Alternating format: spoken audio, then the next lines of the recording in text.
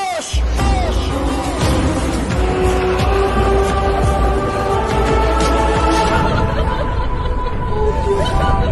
Oh my God.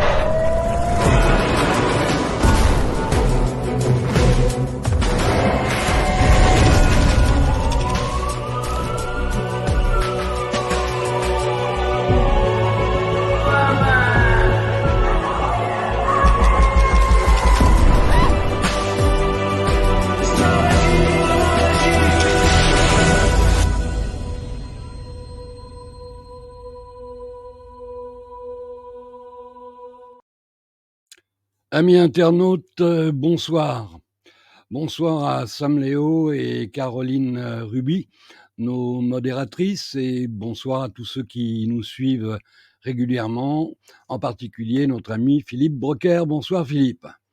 Alors ce soir, j'ai le plaisir et l'honneur de recevoir quelqu'un que vous connaissez bien puisqu'il est chroniqueur régulier sur notre chaîne. C'est un observateur fin et attentif de l'actualité nationale et internationale. C'est un journaliste, un grand reporter et aussi un écrivain. Sans attendre, nous recevons Jean-Michel Bernochet. Bonsoir Jean-Michel, merci d'avoir Bonsoir accepté Eric, notre bonsoir invitation. à toutes et à tous. Merci, oui, observateur attentif. Maintenant, je ne sais pas si je suis très subtil dans mes analyses, mais c'est vrai que j'essaye d'être attentif. C'est beaucoup de travail, c'est 10 heures de travail par jour minimum, sans secrétariat, sans aide, sans subvention.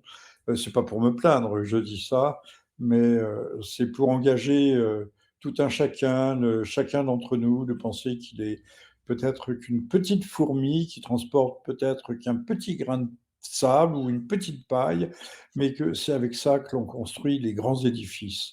Et le nôtre a bien besoin d'être reconstruit. Je parle de l'édifice civilisationnel. Absolument.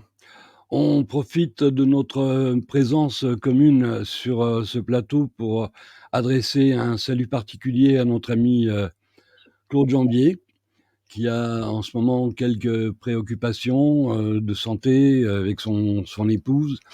On croise les doigts et on prie pour elle et on espère que tout ira bien. Alors mon cher Jean-Michel, avant de démarrer cette émission, j'aurais voulu faire la lecture d'un article qui n'est pas trop long et qui a été publié par nos amis et partenaires de Réseau International. C'est un article qui est signé John White et qui fait une petite synthèse de ce qui s'est passé cette semaine en Palestine. Si tu me le permets, je vais le lire et ensuite... Tu es le maître du jeu, hein. Et en plus, ça me paraît bienvenu puisque nous vivons une actualité torrentielle et il faut essayer d'y trouver des points de repère ou comme ces très jolis oiseaux de nos Alpes, nous plongeons justement dans la cataracte pour aller essayer d'y pêcher un petit insecte, un petit invertébré qui nourrira notre esprit. Très bien. L'article s'intitule « La non-existence d'Israël est une idée dont l'heure est venue ». Les États apparaissent et disparaissent dans un cycle sans fin qui marque l'histoire humaine depuis la naissance de l'État-nation moderne avec la paix de Westphalie en 1648. Depuis lors, d'innombrables États qui se croyaient permanents et éternels se sont effondrés en raison des contradictions engendrées par leur existence même. Rien qu'à l'époque moderne, le monde a assisté à la disparition d'une multitude d'États, parmi lesquels l'Union soviétique, la Tchécoslovaquie, la Yougoslavie et l'État d'apartheid d'Afrique du Sud. Et ce que tous ces États ont en commun, c'est que leur disparition s'est faite sans génocide de tout un peuple. Ainsi, l'idée selon laquelle les États sont des entités immuables et permanentes et qu'ils ne peuvent être dissous pacifiquement est manifestement fausse. Ce qui est immuable, ou du moins ce qui devrait l'être, ce n'est pas l'existence d'un État donné, mais celle d'un peuple donné. Ce qui nous amène à notre époque, à l'État d'Israël. La brutalité et la sauvagerie infligées aux Palestiniens sont désormais si profondes et si vastes que même une solution à un seul État est impossible à réaliser, sans parler de la solution à 2 États qui est envisagée depuis les accords d'Oslo de 1993. Au contraire, la seule façon de mettre fin à cette tragédie est désormais la dissolution complète et pacifique d'Israël, le démantèlement de ses institutions, de l'État, et la restitution de toutes les terres au peuple palestinien indigène. Dans ces circonstances, les citoyens israéliens possédant un deuxième passeport auraient la possibilité de retourner dans leur pays d'origine, tandis que ceux qui n'en possèdent pas pourraient être accueillis par les pays occidentaux selon un système de quotas. Ce raisonnement repose sur le constat que la grande majorité des Israéliens habitués à être les bénéficiaires supposés d'un statu quo d'apartheid suprémaciste n'auraient aucune envie de vivre dans un État unitaire fondé sur l'égalité des droits civils, sociaux et économiques, avec une population palestinienne qu'ils ont été conditionnés à considérer comme inférieure en termes de caste et de caractère. Bien sûr, les Palestiniens seraient à juste titre les arbitres finaux des contours politiques et civils d'un tel nouvel État palestinien qui serait défini et développé en collaboration avec les acteurs régionaux, l'ensemble du Sud mondial et l'ONU. Washington et ses satellites européens ne devraient avoir aucune influence dans ce processus, compte tenu de leur complicité dans la barbarie infligée aux Palestiniens depuis la création d'Israël sur la base d'un programme de terrorisme de masse en 1948. En d'autres termes, nous parlons d'un renversement complet de la Nakba de 1948, impliquant le retour de tous les réfugiés palestiniens dans leurs maisons, qui leur ont été confisquées par les colons européens blancs au nom du sionisme, qui, en tant qu'idéologie, est un sous-ensemble de la suprématie blanche, une doctrine suprémaciste fondée sur l'oppression structurelle d'un autre peuple au nom du principe « la force fait le droit ». Ici, nous devons comprendre que la suprématie blanche est plus qu'une simple construction raciale. C'est aussi une construction idéologique. Cette évolution vers un renversement et une réparation ne se produira clairement pas de sitôt. Mais compte tenu de l'ampleur de la brutalité actuellement en cours et du fait qu'elle ne fera qu'inculquer la haine et la peur des deux côtés à des niveaux sans précédent, c'est la trajectoire sur laquelle nous nous trouvons actuellement.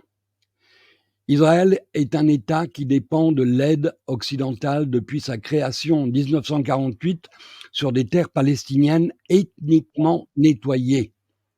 Il n'a jamais joui d'une indépendance économique ou politique totale au cours de son histoire. D'abord les Britanniques, comme mentionné, les auteurs originaux de ce crime colonialiste avec l'adoption de la déclaration de Balfour en 1917, puis les Américains ont été ses maîtres impériaux. Sans le soutien économique, géopolitique, militaire et économique fourni en particulier par Washington, l'existence de ce qui s'apparente à une expérience ratée de suprématie ethnique se serait avérée insoutenable. La triste ironie pour les citoyens juifs d'Israël est qu'un État fondé sur le principe qui leur offrait un refuge sûr s'est avéré tout sauf cela. En effet, il n'y a pas et n'y a jamais eu d'endroit plus dangereux pour les Juifs que l'État d'Israël, étant donné que son existence repose sur la négation du peuple indigène qui l'a dépossédé et qui refuse obstinément de disparaître dans la nuit de l'histoire. J'ai bientôt fini, Jean-Michel. Oh ben, je t'en prie. Oui. L'espoir réside dans le fait que la violence et les massacres sans précédent infligés aux Palestiniens de Gaza et de Cisjordanie ont suscité un soutien sans précédent pour le peuple palestinien dans le monde entier. Les manifestations massives de solidarité avec la Palestine ont eu lieu malgré l'opposition d'une classe politique et médiatique internationale qui n'a jamais été aussi discréditée et dénigrée sur aucune autre question que celle d'Israël-Palestine. Cela marque en soi un tournant majeur dans les affaires humaines. Les régimes occidentaux, en particulier celui basé à Washington, seront tôt ou tard contraints de prendre conscience du fait qu'à l'ère du capitalisme avancé et du déclin de l'hégémonie occidentale, Israël est un handicap stratégique plutôt qu'un atout stratégique. Malgré les milliards de dollars versés à Tel Aviv, malgré le soutien militaire sans faille et malgré les efforts déployés par le lobby israélien pour influencer le discours, les dés sont jetés à cet égard.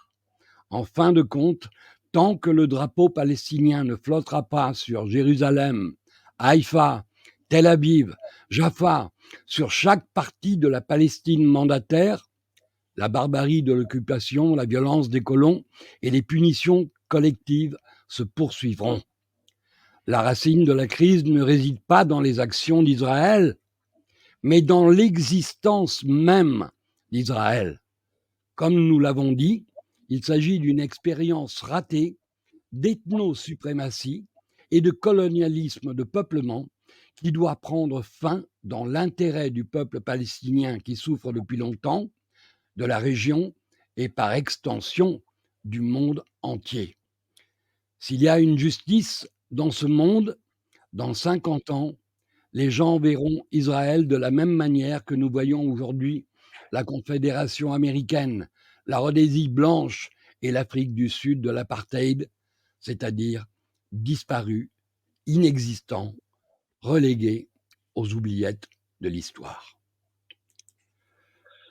Ita missa est. Bon, c'est un peu radical. Moi, j'ai pas de commentaire à faire.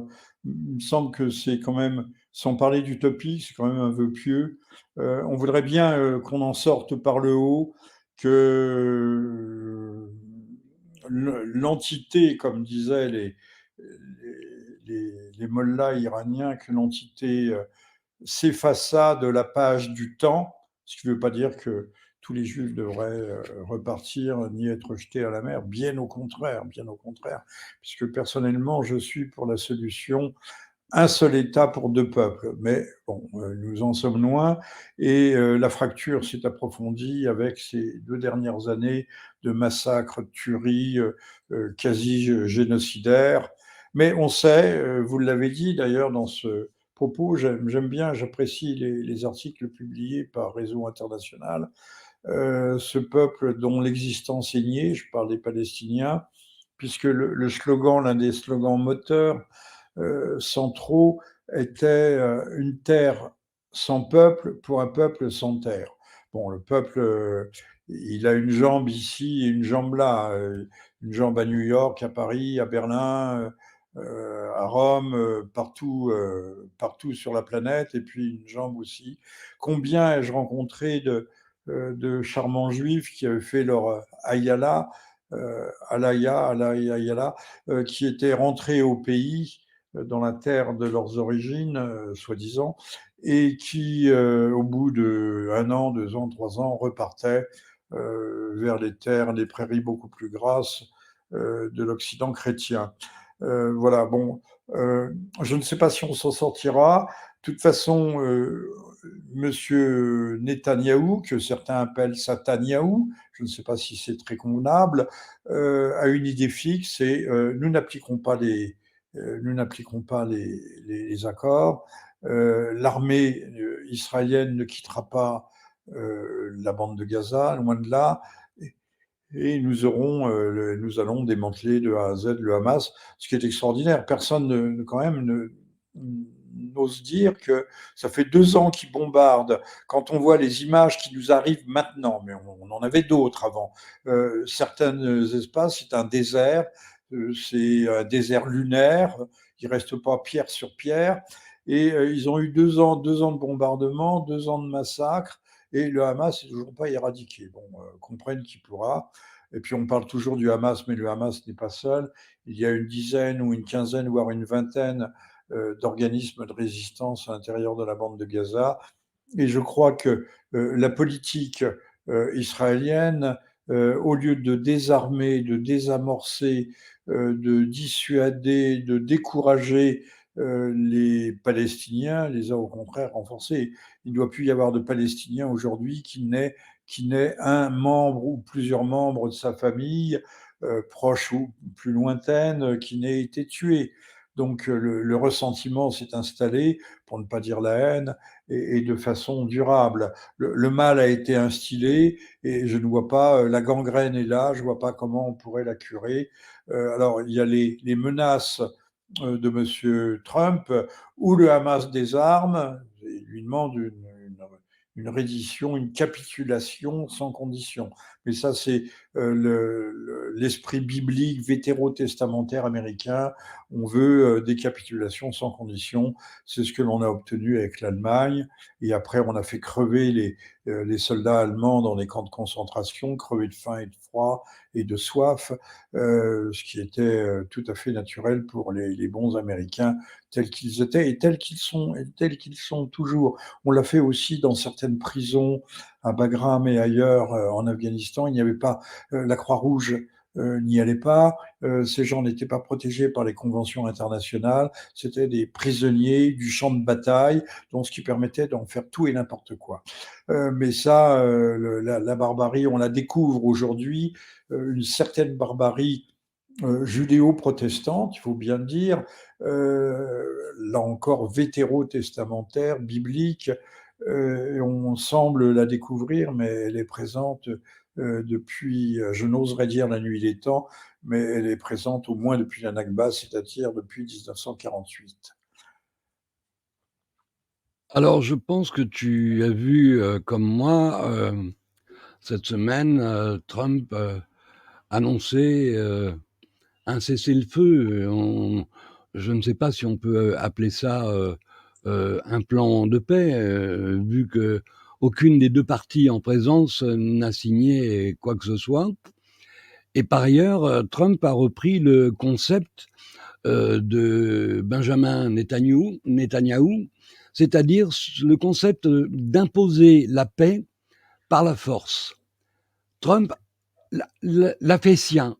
Il déclare publiquement que sa manière de procéder, sa manière d'imposer la paix au Proche-Orient, c'est la paix par la force.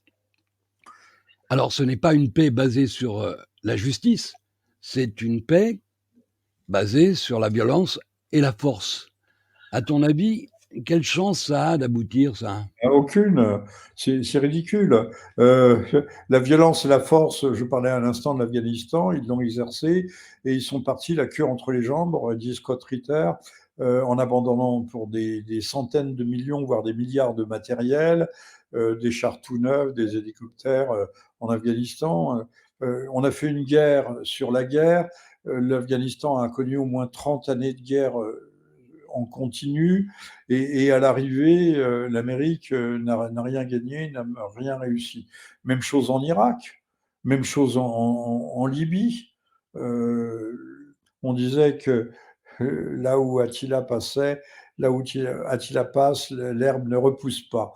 Eh bien, en tout cas, dès que les Américains ont mis le pied quelque part, on peut dire que la démocratie ne repousse pas, hein. Elle ne repousse pas vertement.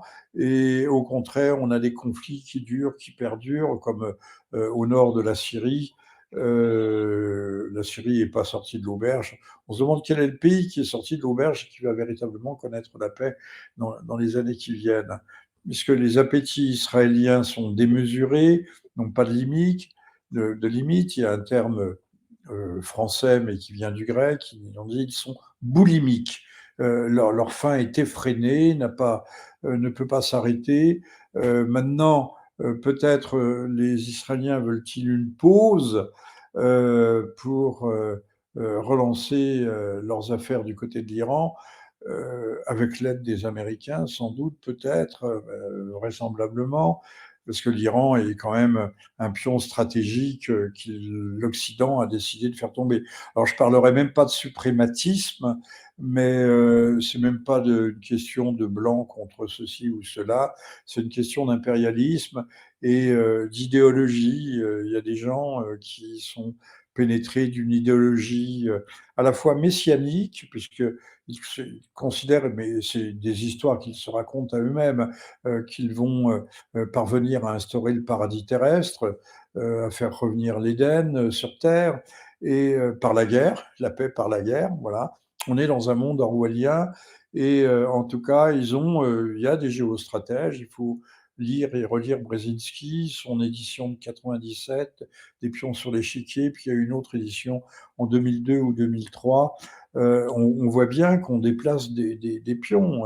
Le pion iranien est un pion essentiel, mais il y en a d'autres. Aujourd'hui, il y en a un qui apparaît sur la scène, dont le grand public ne doit pas être averti, c'est le Venezuela. Apparemment, les Chinois ont envoyé une flotte sans doute une flotte de guerre, vers les côtes vénézuéliennes, alors que M. Trump menace d'effectuer des tirs, des frappes sur le sol même du Venezuela, ne se contentant plus de simplement arraisonner ou de bombarder des bateaux sous couvert ou sous prétexte qu'ils transporteraient de la drogue. Donc on voit bien qu'il y a si on venait à Che Guevara, il y a la théorie des focos, des foyers, des foyers à la fois de dissidence, mais également de troubles. Il y a différents foyers, comme il y a des points chauds sur la planète, du point de vue tellurique, les chaînes de volcans. Et là, on voit il y a un certain nombre de volcans qui sont au bord de l'explosion, ici et là, dans les deux mondes.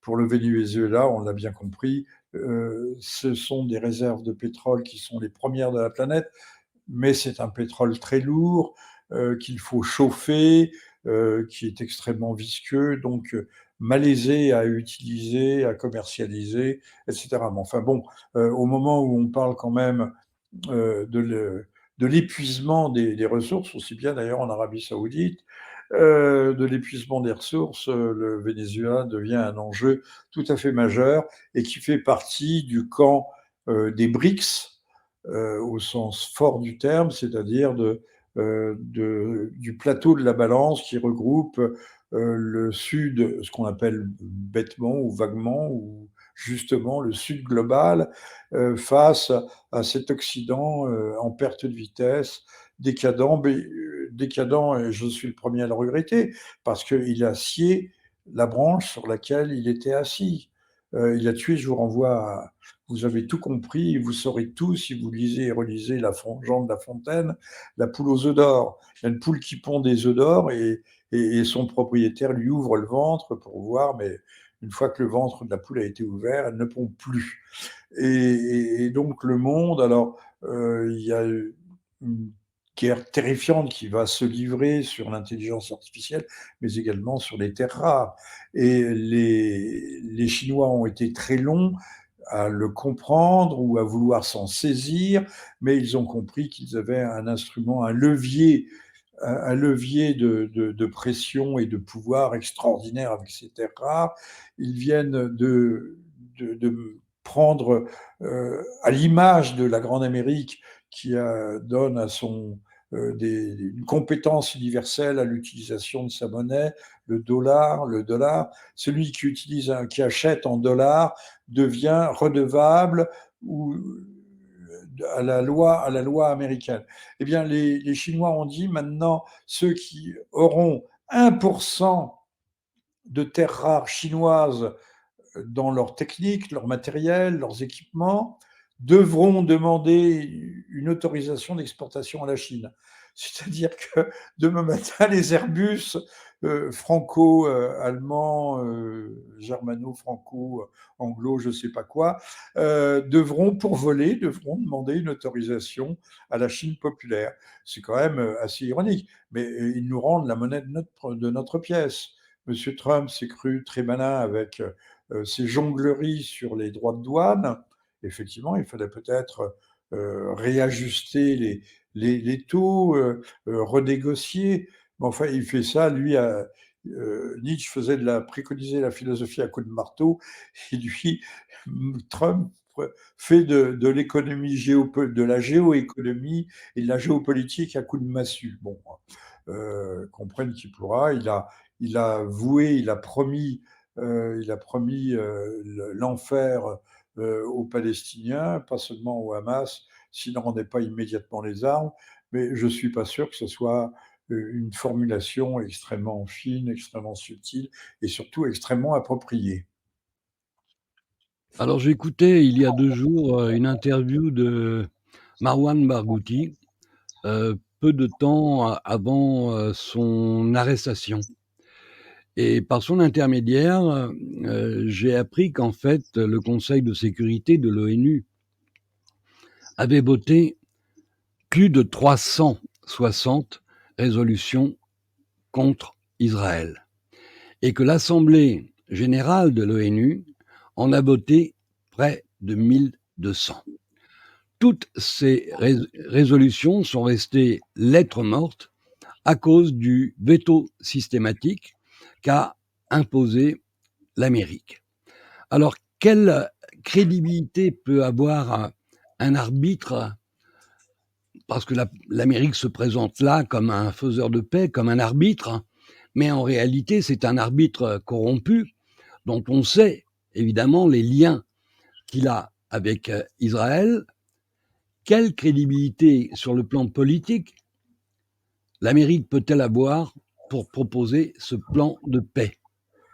Bah, écoutez, chez les mafieux, soit on plongeait les pieds de celui qu'on voulait liquider dans un bac de ciment frais, puis on attendait que ça prenne, et après on balançait dans le Potomac, l'Hudson, tout ce que vous voulez, Hudson River, le, le bloc de béton, ou alors on attachait une gueuse de fonte. Vous savez, c'est lourd, les gueuses de fonte.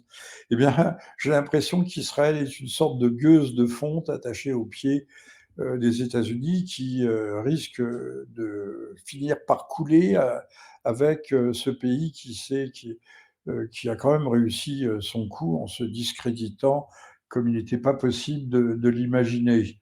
Bravo, bravo, on peut dire que c'est un coup formidable. Je ne sais pas s'ils s'en remettront, parce que les peuples ont quand même la mémoire courte.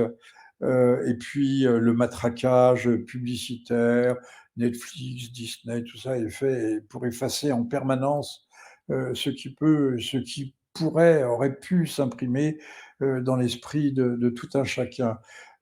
Toujours est-il que Monsieur Netanyahou vient de se vanter apparemment, alors j'ai pas confirmation, j'ai pas vérifié mes sources, se vanter en fait d'être le véritable patron des États-Unis.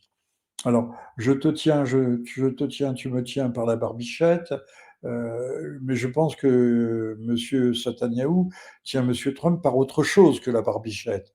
Et il serre, et quand il serre un peu trop fort, Monsieur Trump risque de crier. Alors, je ne sais pas si c'est l'affaire Epstein. Apparemment, les liens entre Epstein et Trump sont extrêmement anciens, remonte au début des années 2000 ou avant même.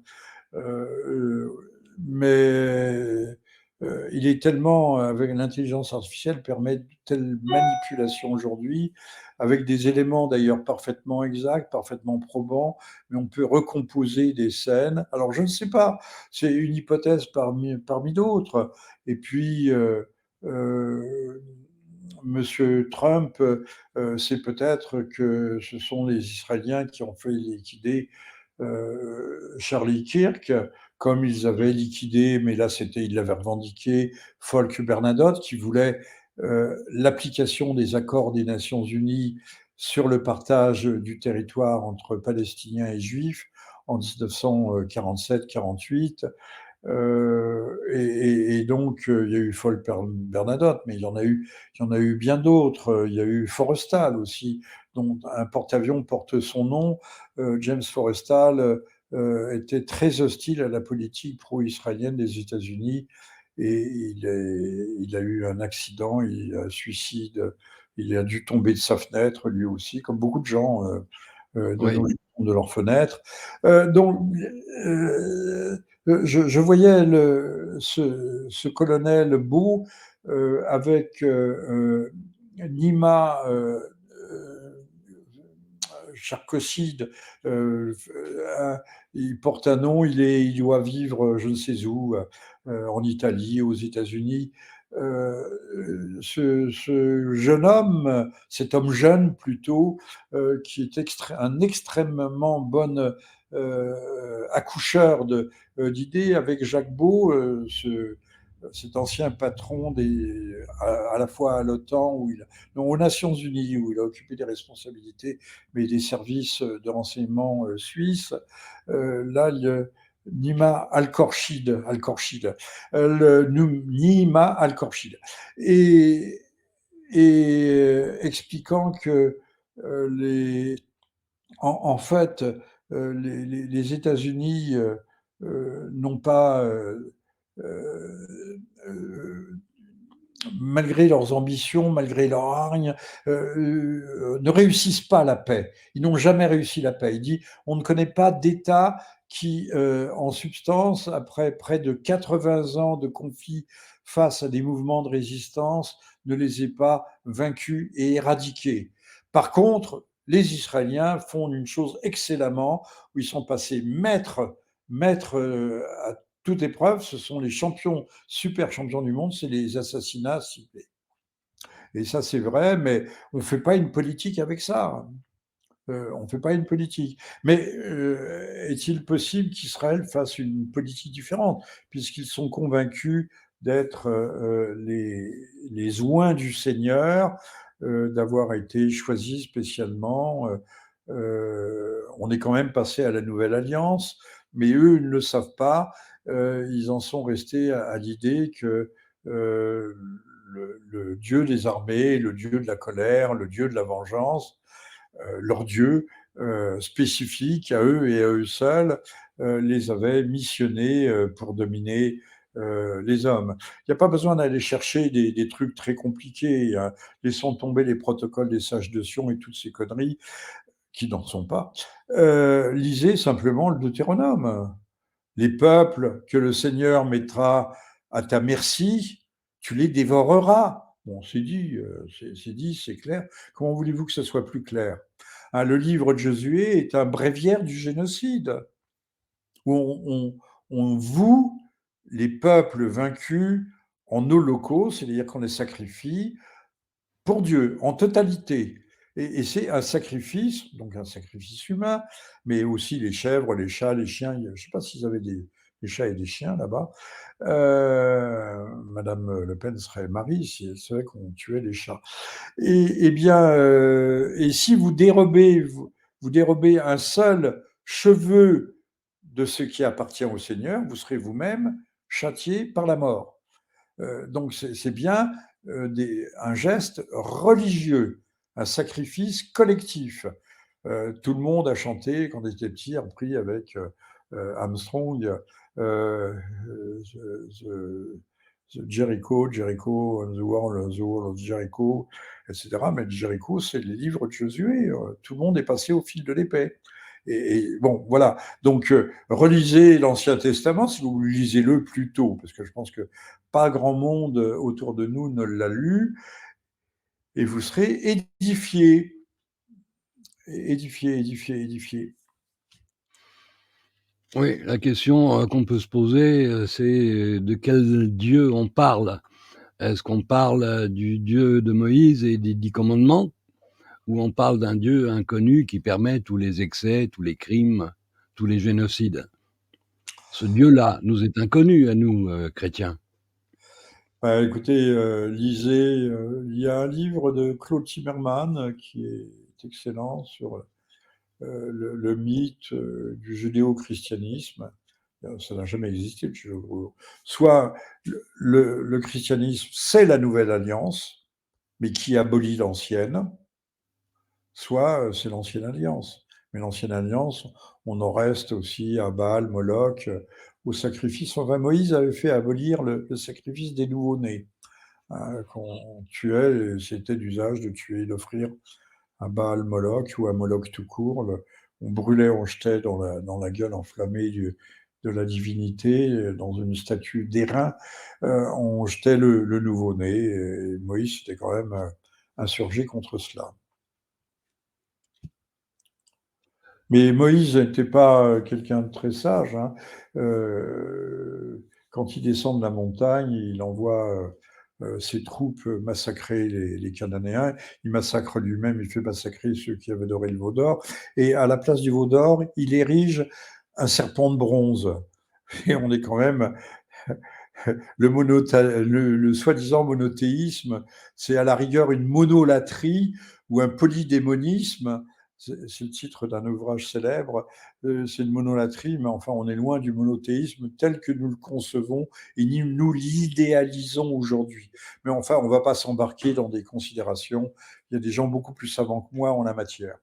Donc, Oui. Claude Berman, que vous devriez inviter d'ailleurs, ça serait bien qu'il pourrait vous parler savamment de tout cela, d'autant qu'il connaît très bien l'Afrique pour y avoir servi pendant très longtemps de façon civile, et il pourrait vous parler des crises actuelles, des massacres de chrétiens, de ceci, de cela, ce qui nous changerait d'horizon aussi, puisque le monde est souffrant. Chesterton parlait du monde tel qu'il ne va pas, et c'est vrai que le sang se répand abondamment sous toutes les latitudes. Oui. Alors Jean-Michel, tu constates que malgré le fait qu'Israël ait signé un accord de cessez-le-feu avec le Liban en novembre 2024, si ma mémoire ne me trahit pas, Israël continue à bombarder massivement Ben oui, alors. le sud Liban en infraction avec l'accord qu'il a conclu avec les Libanais. Donc on sait depuis longtemps qu'Israël ne respecte rien. Il ne respecte ni sa parole, ni sa propre signature. Alors, en ce qui me concerne, évidemment, je ne suis pas surpris. Mais à ton avis, combien de temps va pouvoir durer ce comportement de voyou? Parce que c'est un comportement de voyou. Tu signes un accord, mais tu ne le respectes pas. Écoute, puisque personne ne met le holà, puisque Israël a le monsieur Netanyahou, surtout, distinguons le monsieur Netanyahou, qui est quand même lui-même au bord du précipice. Certains lui prédisent qu'il terminera sa vie en prison. Pourquoi pas? Mais pas pour les crimes qu'il aura commis à Gaza, pour les... Ce serait trop doux, Jean-Michel, ce serait trop doux. Oui, oui, bien sûr. Non, mais on peut préconiser aussi le supplice du pâle. Mais enfin, bon, nous sommes des gens réputés, civilisés, et depuis que M. Badinter nous a expliqué qu'on ne fallait pas couper les criminels en deux, donc il a sauvé la vie des criminels, il a aboli la peine de mort pour les criminels, mais pas pour les gens ordinaires, puisqu'on continue à les tuer autant qu'il est possible de le faire, et avec de moins en moins de risques. Donc, pour revenir à M. Netanyahou, sa petite coalition est faible quand même avec Smotrich, Ben Yazel, je ne sais pas quoi. Ben Gvir, oui. Oui, tout ça repose quand même un peu. Quelqu'un va peut-être venir et souffler la bougie un de ces jours, d'autant que quand même il y a énormément, pour ne pas dire immensément, de juifs, il faut dire des juifs ou des Israéliens, mais des juifs, ce sont des juifs. Depuis 2018, Israël est l'État des juifs. C'est le premier État ethnique au monde. Personne ne souligne assez cette exception, cette chose extraordinaire. État sans constitution, Ils ont une loi fondamentale, mais pas de constitution, sans code civil, puisque c'est les rabbins qui divorcent, marient, etc., sans frontières. Ils n'ont pas de frontières. Ils n'ont pas de frontières. Bien sûr, il y a des trucs qui sont dessinés sur la carte, mais ils n'ont pas de frontières, parce que de toute façon, ils sont en expansion constante. Hein. Monsieur Trump a reconnu l'annexion du Golan qui avait été intervenue en 81, occupation en 67, annexion en 81, et quand je crois que c'est en 2007, monsieur Netanyahou transfère l'ambassade de Tel Aviv à Jérusalem, l'ambassade américaine, et reconnaît l'annexion du Golan.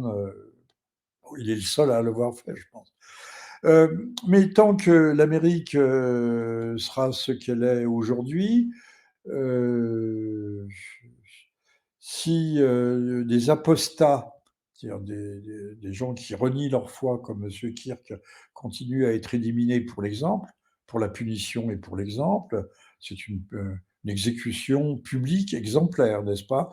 Absolument. Je ne suis pas le seul à le dire, hein, c'est pas moi qui le dis. Il y a quantité de. Tout le monde le dit aux États-Unis, en fait, tous ceux, et pas seulement Madame Candace Owens ou Tiller Robinson, c'est celui qui est censé avoir tué Kirk, mais qui n'a toujours pas avoué. Avoué que c'est quand même extraordinaire. Pourtant, Oui, les Américains ont des moyens de vous faire parler. Entre le pain total, le sérum de vérité, le boarding ou je ne sais pas quoi, le waterboarding, le supplice le supplice qu'on utilisait pendant l'occupation, celui de la baignoire, ça revient au même. Asphyxie aquatique. Et donc, il y a toutes sortes de gens extrêmement bien informés, spécialistes, tout ça le disent, mais l'information ne transpire pas jusqu'à nous. Hein, elle est bien confinée, elle est bien fermée. Merci nos médias. D'ailleurs, j'entends des trucs extraordinaires sur le service public. On nous dit que M. Trump est contre la science parce qu'il est climato-sceptique. Alors, on n'a pas le droit d'être climato-sceptique. Et puis parce que Monsieur Kennedy, Robert Kennedy Jr., remet en cause la validité des vaccins. Mais toute la planète remet en cause la validité des vaccins, mais c'est s'attaquer à la science. Parce que la science absolue, selon nos dirigeants, nos bons, qui sont des gens d'une intelligence supérieure, c'est de se soumettre au vaccin. Donc maintenant, la vaccination anti-Covid va être imposée dans les EHPAD, et là, elle sera couplée avec la vaccination contre la grippe. Donc, si vous voulez pas le Covid, vous aurez la grippe, et si vous voulez la grippe, enfin, de toute façon, tout le monde sait que la vaccination antigrippale a toujours rendu beaucoup plus malade que la grippe elle-même. Mais ça, personne ne le dit. Mais c'est une façon d'euthanasier les vieux. On a fait passer une loi, et il faut leur éviter les affres épouvantables de la vie en EHPAD. Et voilà, on a trouvé la solution grâce aux milliards de doses, enfin aux centaines de millions de doses achetées par Madame von der Leyen sur de simples tweets, 36-37 milliards d'euros, qu'il faut bien écouler d'une façon ou d'une autre avant qu'ils ne soient totalement périmés. Donc, tant que l'Amérique soutiendra, et pas comme la corde soutient le pendu, mais soutiendra tout court Israël, ou alors il faut attendre un miracle, ce ne sera ni les démocrates ni les républicains, mais là aussi, l'Amérique peut attendre un homme providentiel qui découvrira que Israël est une gueuse de fonte attachée au pied de l'Amérique du Nord et en train de la faire couler à pic. Que Israël ne sert pas à grand-chose, si ce n'est à jeter la perturbation qu'Israël, en fait, est je ne sais pas si c'est un État paria, mais en tout cas, c'est un État voyou, ça nous en sommes sûrs. bon. Alors, j'ai vu beaucoup d'images, tout comme toi, je pense, Jean-Michel. Il y a des images que j'aurais souhaité montrer et diffuser ce soir, mais en y réfléchissant, j'ai fini par renoncer. je parle de la libération des prisonniers palestiniens et des prisonniers israéliens.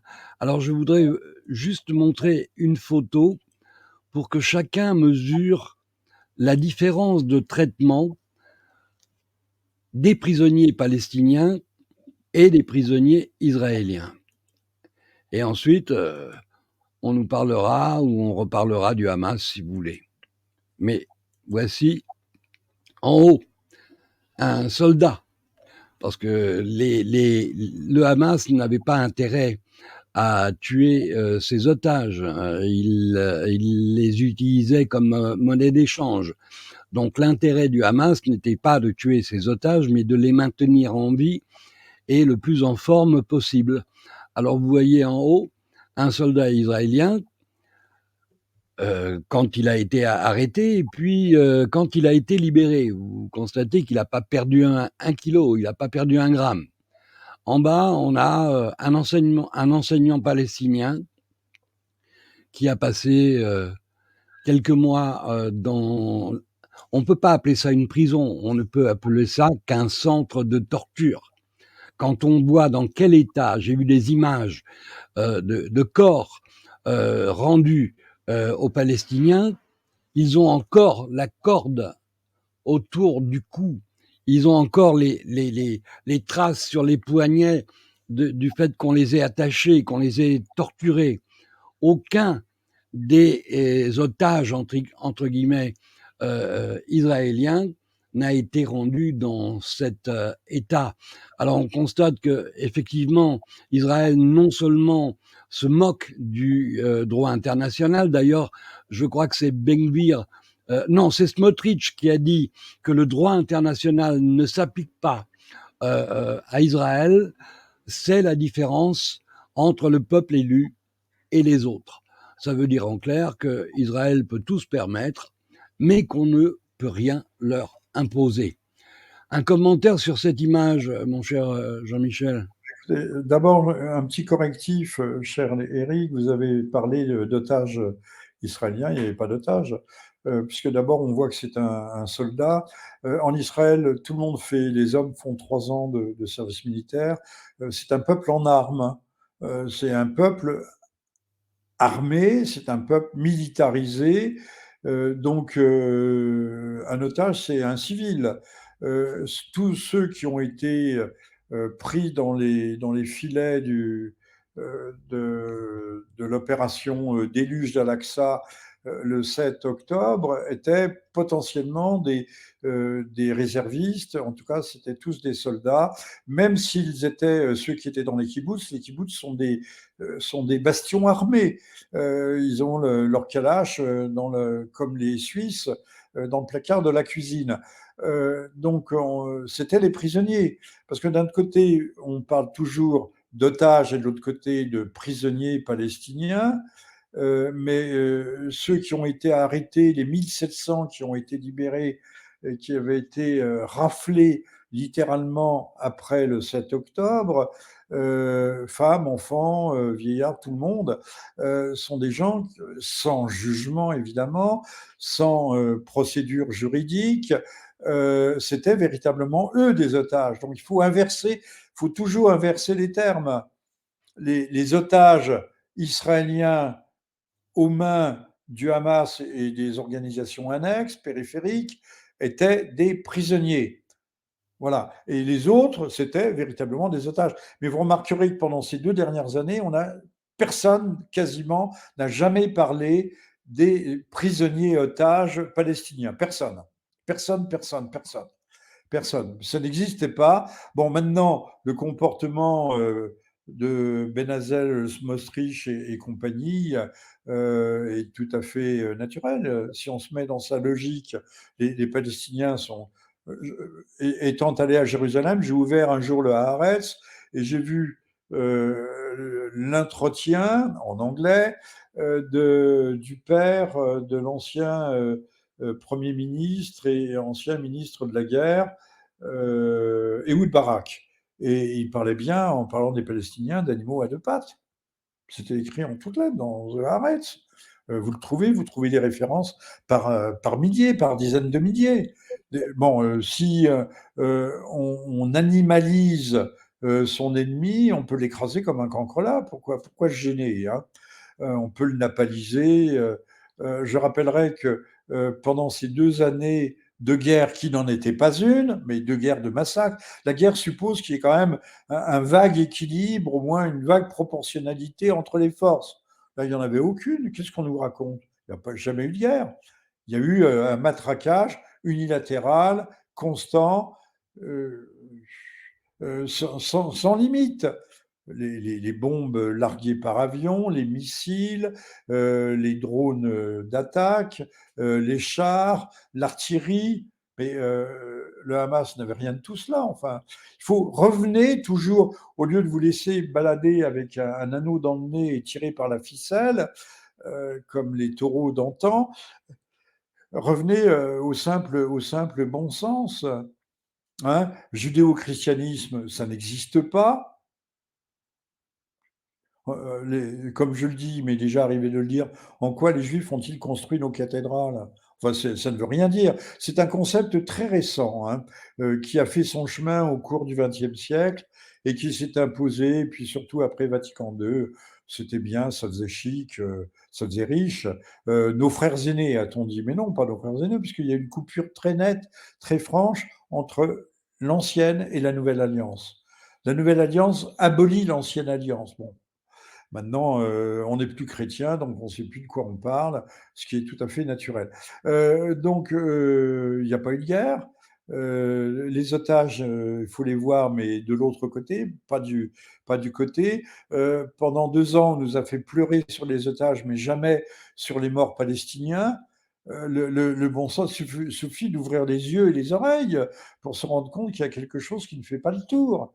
Maintenant, on nous dit, il y a encore, je vois des trucs extraordinaires pour nous dire, il n'y a jamais eu de génocide, bien évidemment, il n'y a jamais eu de famine.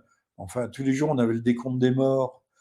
Chaque bombardement qui faisait 30, 40, 50 morts sur les camps de réfugiés, 100 morts.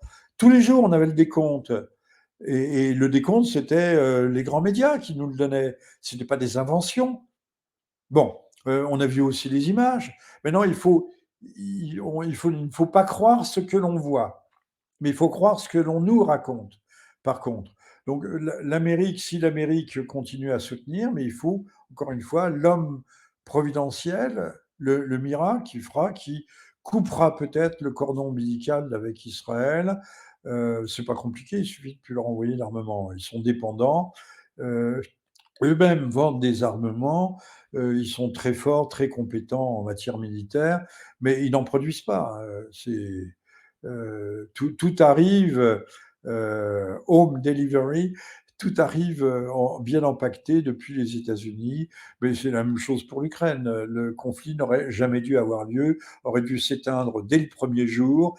Des négociations étaient engagées à Istanbul, étaient au bord d'aboutir, des textes avaient déjà été rédigés, et M.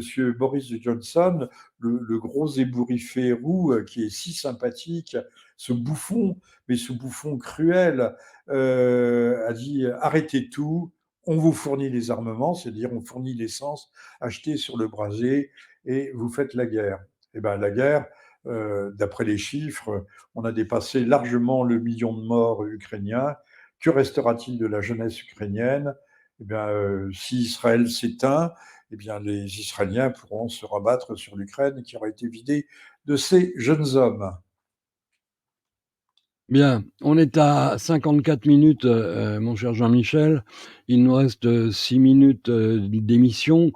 Il y aurait encore évidemment beaucoup à dire sur le conflit israélo-palestinien, mais on ne peut pas conclure cette émission sans connaître ton avis sur ce ballet irréaliste, surréaliste, qui se joue actuellement chez nous avec un Premier ministre qui est désigné mais qui démissionne quelques heures après avoir été nommé et qui, 4 jours après, revient comme s'il ne s'était rien passé. On est dans un pays qui est en pleine débâcle. Je regardais quelques chiffres.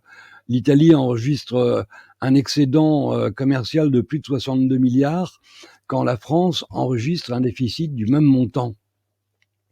Donc, je ne dis pas que le gouvernement italien semble plus qualifié pour gérer l'argent que le Mozart de la finance que nous avons, nous, mais on a quand même un réel problème en France, en commençant par le fait que ce pouvoir ne respecte ni les élections, ni les électeurs.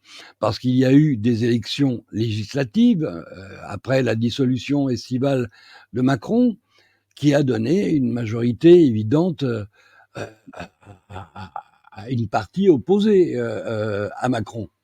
Malgré ça, Macron continue à choisir son Premier ministre dans le camp des perdants, dans le camp de ceux qui ont perdu les élections.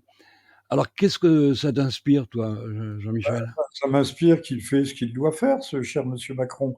Il veut durer jusqu'à la fin de son mandat parce que on lui a fait miroiter, il doit y croire, et pourquoi pas, il prendra la suite de Madame von der Leyen à la tête de la Commission européenne. C'est-à-dire ce sont des rois ou des empereurs non élus. Même dans l'Empire le Saint-Empire romain germanique, l'empereur était élu par des princes. Il y avait des princes électeurs en Allemagne, il y avait des électeurs en France. C'était la très haute noblesse européenne qui choisissait son forme de démocratie, d'ailleurs. On nous parle toujours de la démocratie, mais elle était effective. Dans les couvents de femmes, la, la sœur la sœur principale, on ne disait pas la sœur principale, mais la sœur supérieure, La mère supérieure, oui.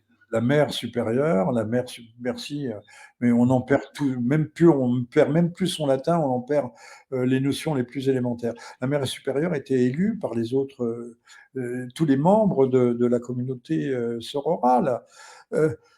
Religieuse. Donc il y avait aussi une forme de démocratie qui a toujours existé dans l'Église, mais ça, on n'en parle pas. Après tout, le pape, il n'est pas auto-propulsé, auto-nommé, auto-désigné. L'Assemblée avec des règles strictes qui vont choisir.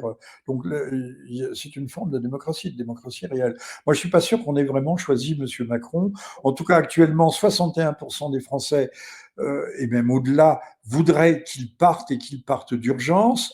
Et apparemment, les socialistes, qui sont pourtant par vocation, paraît-il, des dissidents, des gens qui ont un vague esprit social-démocratico-révolutionnaire, ont voté massivement pour lui. Alors, ne parlons pas des républicains. Tout le monde sait que la cause de l'effondrement de ce pays, c'est Monsieur Macron. Et on n'a pas voté la défiance. C'est-à-dire on n'a pas voté, on n'a pas censuré le gouvernement de Monsieur Le Brochu. C'est Le bien Cornu. Le Le Cornu. Cornu. Ah, mais j'ai déjà fait le lapsus. Excusez-moi, c'est le grand âge, la fatigue, le vieillissement cérébral, c'est tout ce que vous voulez.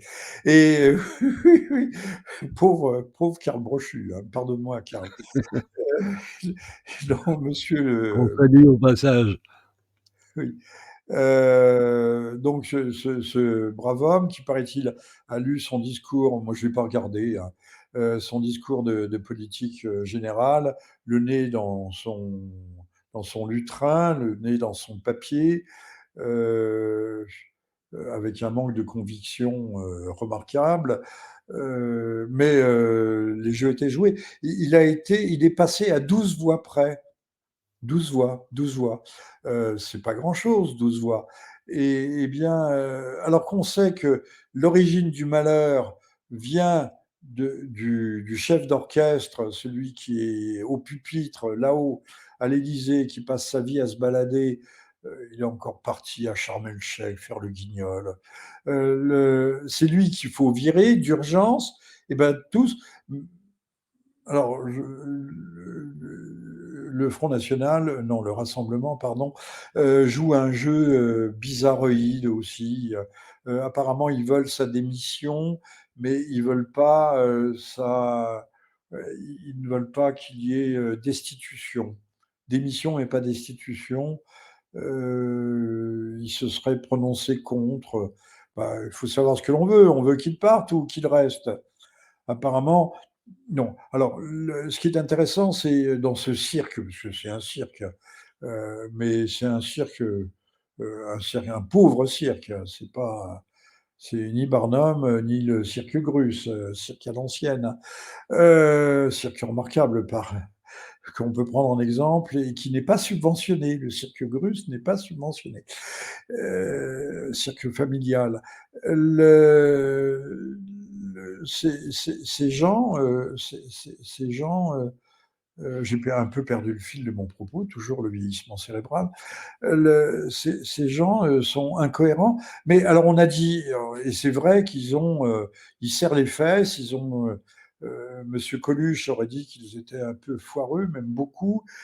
Ils ne doivent pas avoir le derrière propre parce qu'ils ont peur de perdre le velours de leur siège à l'Assemblée nationale. C'est vrai que ils ont un abonnement pour les taxis. Enfin, maintenant, c'est Uber ou je sais pas quoi. Ils sont gavés de privilèges, on va pas entrer dans les détails. De privilèges, les ceci, les cela. Même cerise sur l'absence de gâteau, ils ont leurs obsèques remboursées en cas de décès. C'est quand même merveilleux, non?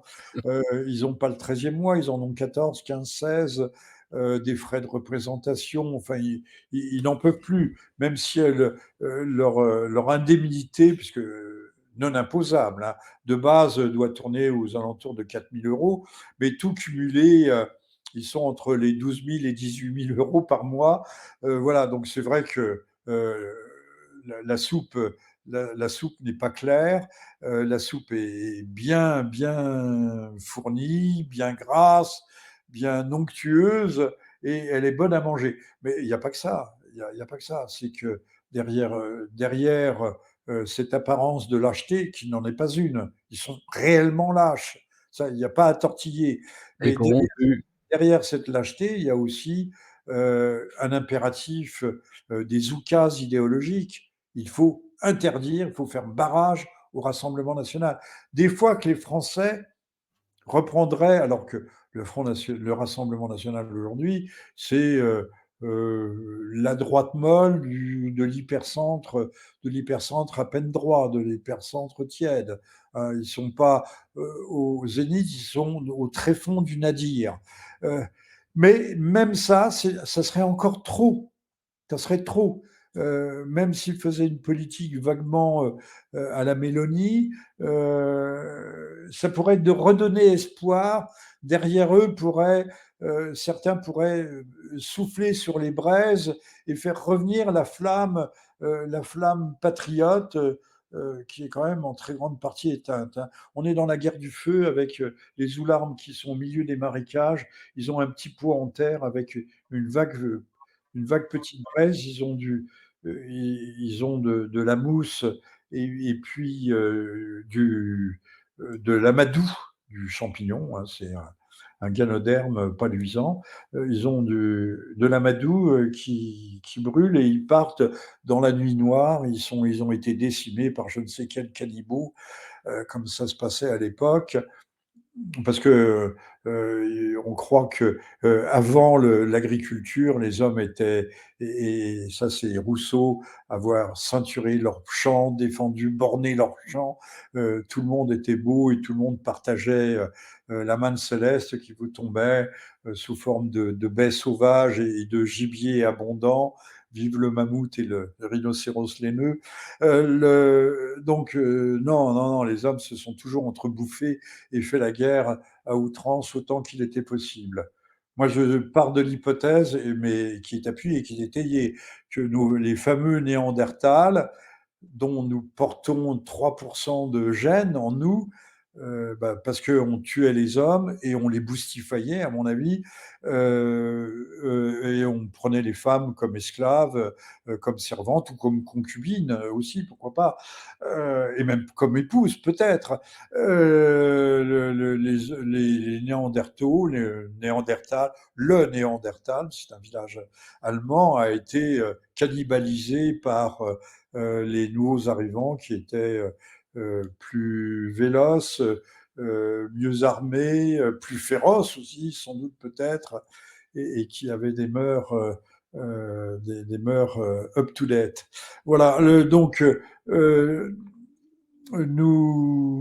ne sais pas si on en a vraiment fait le tour, mais ces gens ne veulent pas que les oularmes traversent leur marécage avec le petit bout de flamme qui brille au fond de leur coquille, de leur coque de terre cuite, de terre pas cuite d'ailleurs, de terre tout court, et ne veulent pas que les oularmes survivent. Ben, nous vivons non seulement un grand remplacement, mais un véritable populicide. Allez, faites-vous vacciner, faites-moi plaisir, faites-vous vacciner.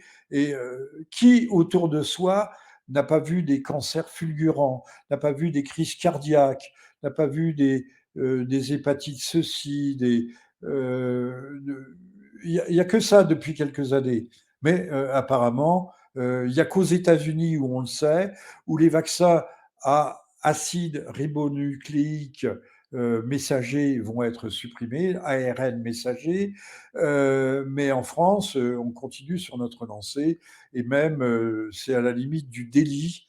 Il y a des organismes publics qui sont là pour dénoncer ceux qui seraient vaguement climato-sceptiques et en tout cas résolument anti-vax.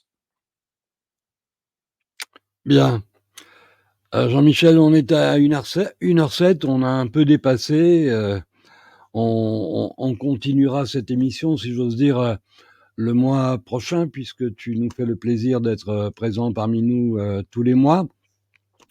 Je voudrais informer nos amis internautes que l'émission qui était prévue avec Alain Soral la semaine prochaine est décalée à une date ultérieure. Alain n'est pas sur le territoire.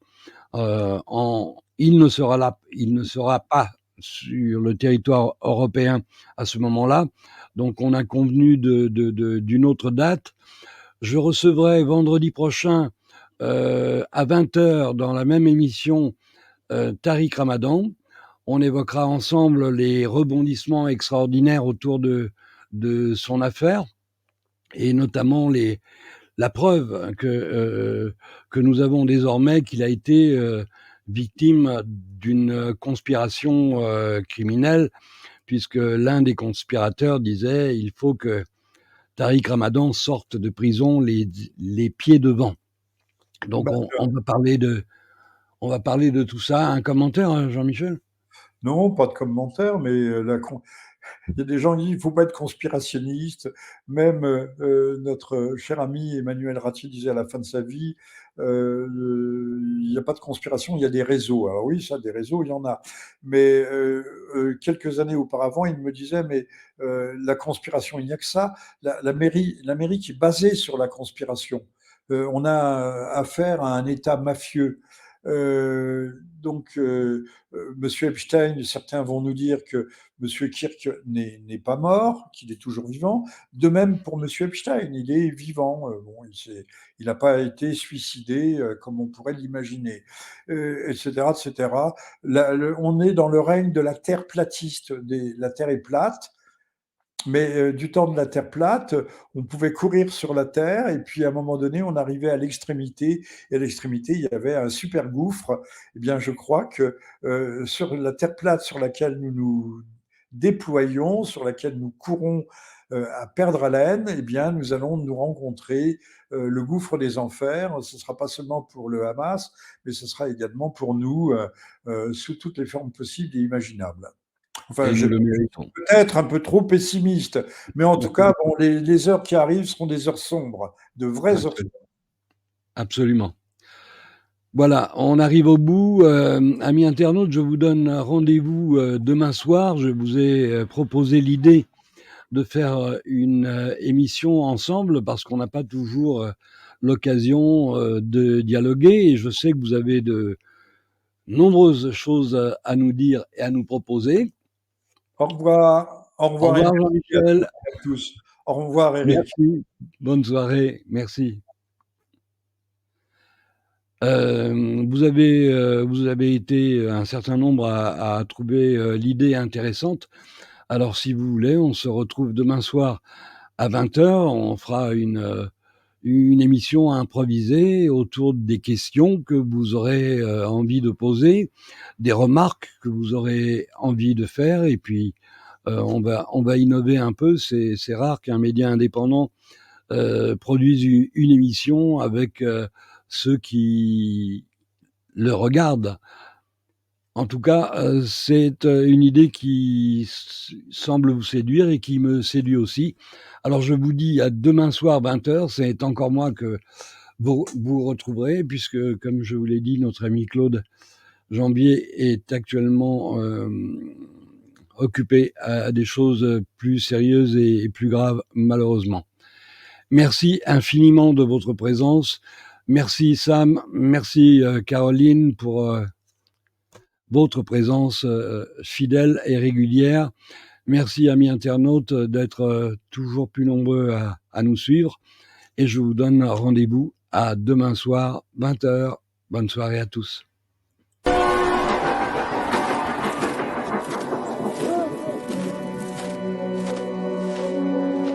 Long, long time ago.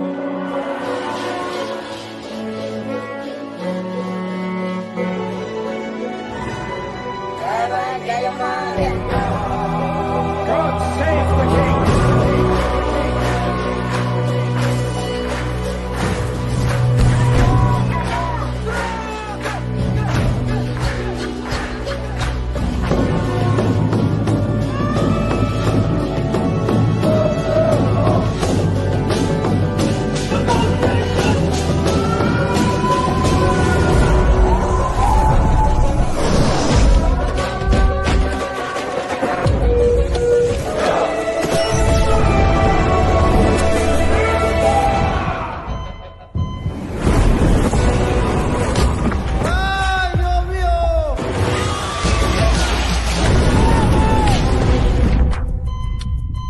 Yüksek sesle konuş!